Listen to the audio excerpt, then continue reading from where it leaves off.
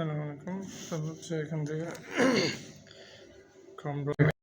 এখানে লাগবে হচ্ছে ম্যানেজ ডট দোকান .co এটাতে আমরা চলে যাব।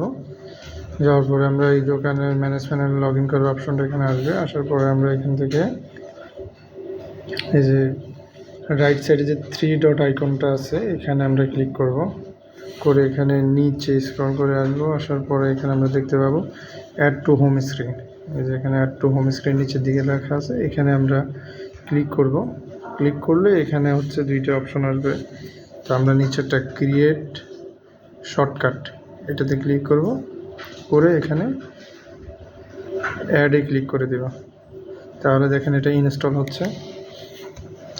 ইনস্টল হওয়ার পরে আমরা এটা এখানে আমাদের অ্যাপসগুলো যেখানে এখানে যদি চেক করি, এই যে এখানে এটা চলে আসবে। এটাতে ক্লিক করলে আমরা সরাসরি ম্যানেজ প্যানেলে চলে যাব।